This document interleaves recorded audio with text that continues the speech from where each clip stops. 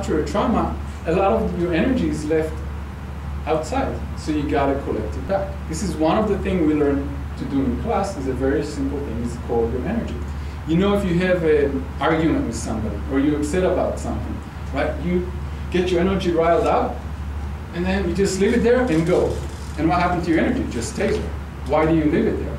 For whom? What is going to happen to it?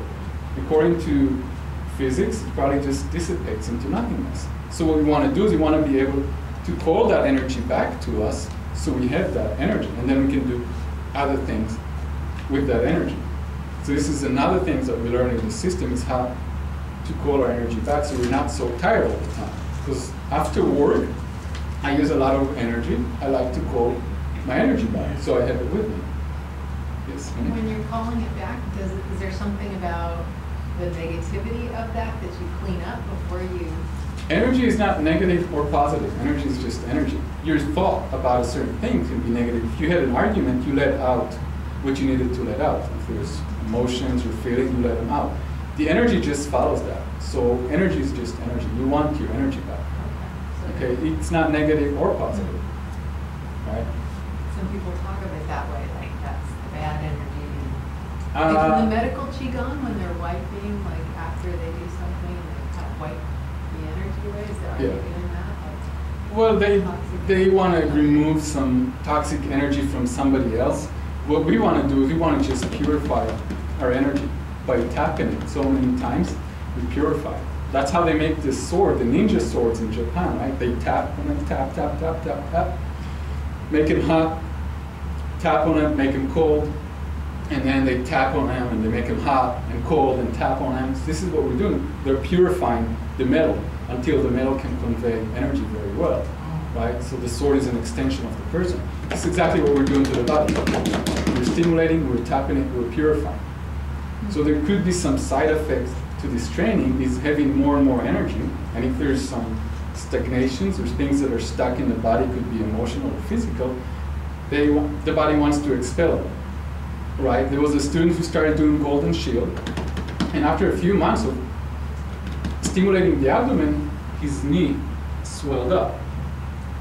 That doesn't make sense. Why would the knee swell up when you are stimulating your abdomen? A lot of energy started stimulating the whole body, and there was an old injury in his knee. So the energy went there to try to open up. There was a kink in the hose, right? So it swelled up, and after a week or two, it went back down, and the knee was much, much better. So the energy is very intelligent. It knows what it wants to do. If it sees a blockage, it wants to break through it. So you could call swollen knee a side effect of the training, right?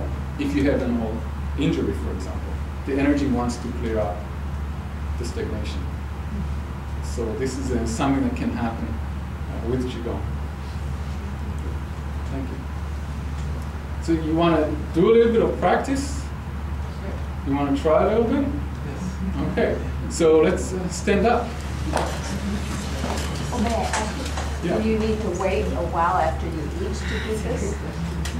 Usually recommended about half hour, not on a very full stomach. Yeah, and you don't want to tap your abdomen after you eat a lot of food.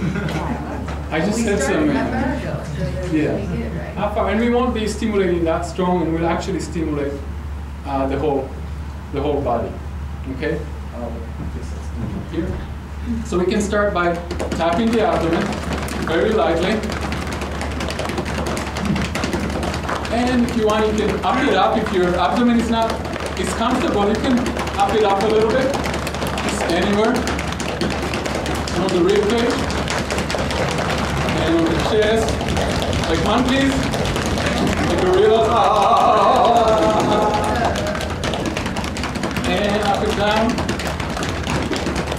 Good. And now we can on the arm, the inside and the outside of the arm.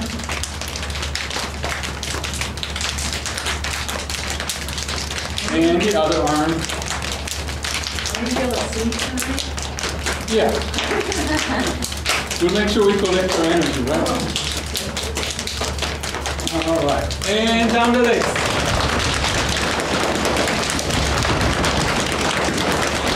And the back of the legs.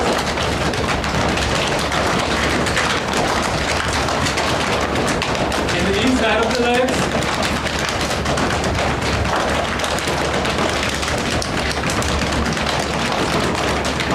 And the low back.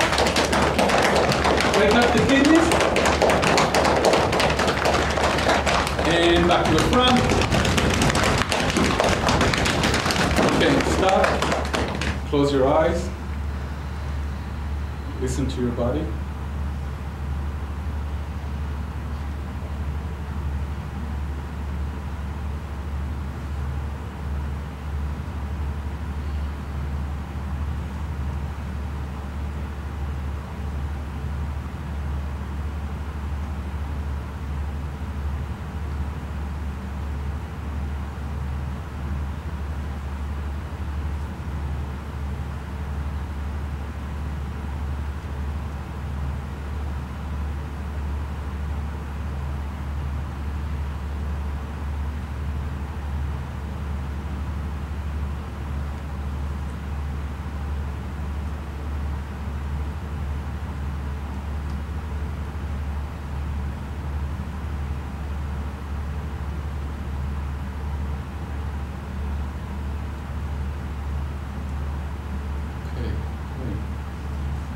Feel anything when you're done? What did you feel? Something moving. Something moving? Okay, good. And then I keep on going like this. Yeah. Like that? Okay. So maybe the cheese. Your cheese moving a little bit. Yeah. You feel that too? Same thing, I do Qigong every day, and it's the bamboo in the wind, it just automatically happening. Actually, that's one of our meditations after practices bamboo. It's good. Yeah. Good. Really good buzzing.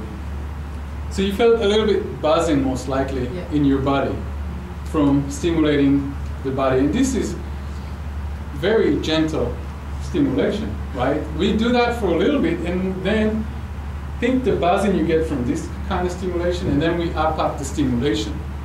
This training can get very, very exciting. Okay, because we up the stimulation, but we only up it to a level that you're comfortable with. Okay, because after doing this for 2 weeks, you're going to get bored. At first, it's very exciting, and then it's getting boring. So we have to up the stimulation, and that's what we do in our system. We gradually increase the challenge, but we want to make sure the challenge doesn't take you down. We want to make sure the challenge takes you up. This is crucial. This is why this system has to be taught with an instructor.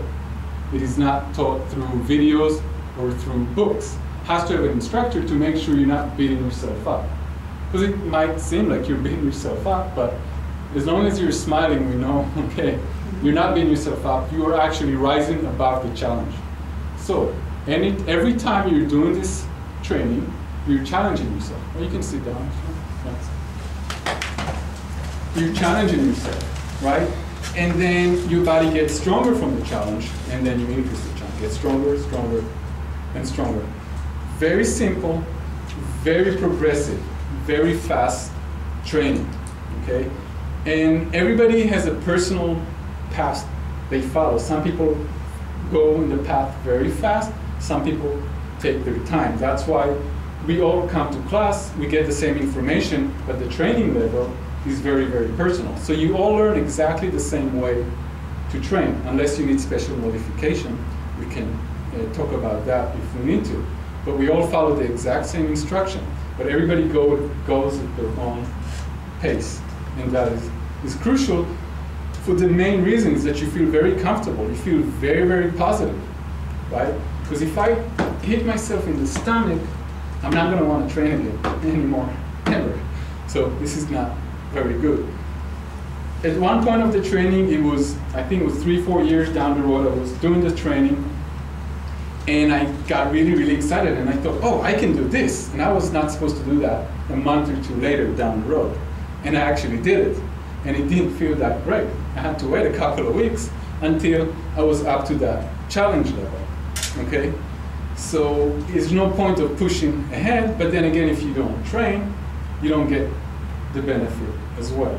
So this training, we need to train about 3 times a week. It takes about half hour or so, depending.